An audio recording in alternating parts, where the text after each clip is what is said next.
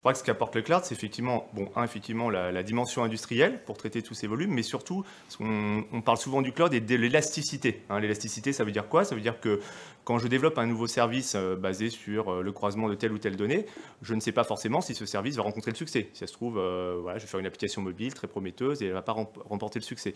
Donc ce dont j'ai besoin, c'est à la fois une infrastructure qui va être capable de passer à l'échelle, si elle rencontre le succès, et d'assumer le trafic de millions, voire de milliards d'utilisateurs. Mais si ça ne marche pas, il va falloir que finalement je la mets de côté et j'arrête.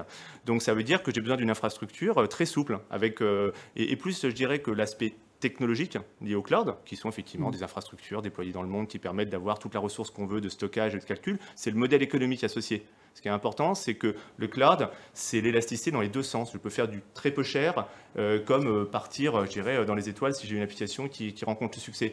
Quand on parle des grandes plateformes du web, que ce soit les gens du grand public comme Google ou autres, à chaque fois qu'ils déploient un nouveau serveur, c'est qu'il y a des nouveaux clients, il y a des nouveaux utilisateurs. Et ça, c'est permis par une approche du cloud. Donc nous, et c'est automatique. Et c'est automatique. Ça veut dire qu'on mutualise les coûts d'administration, on mutualise les coûts d'utilisation des machines, ce qui fait qu'une entreprise comme M2OCity ou ses homologues peut lancer, tout en ayant une démarche très industrielle, des applications nouvelles quasiment toutes les semaines s'ils le souhaitaient, pour tester, comme un pure player du web. Et si ça ne marche pas, on arrête. Si ça marche, on continue. Et on est une vraie entreprise, je dirais, numérique qui innove.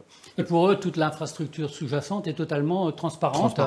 Oui. Ils n'ont qu'à déployer les usages qui sont nécessaires. Il y a un deuxième point qui est important qu'on rencontre chez les clients particulièrement qui ont des ambitions globales, et aujourd'hui tout acteur qui se lance ne peut pas raisonner que sur son propre territoire, c'est la capacité à déployer rapidement. Si j'ai un service qui marche bien en France, il n'y a pas de raison qu'il ne marche pas bien aux États-Unis, en Chine, à Hong Kong ou en Australie. Ça veut dire que pour le déployer rapidement et qu'il soit immédiatement disponible avec les bons temps de réponse, etc., le cloud m'offre immédiatement cette capacité de déploiement. D'ailleurs, on le voit bien d'ailleurs en tant qu'infogéreur de cloud, on voit que nos clients effectivement déploient n'importe où dans le monde à toute vitesse. Alors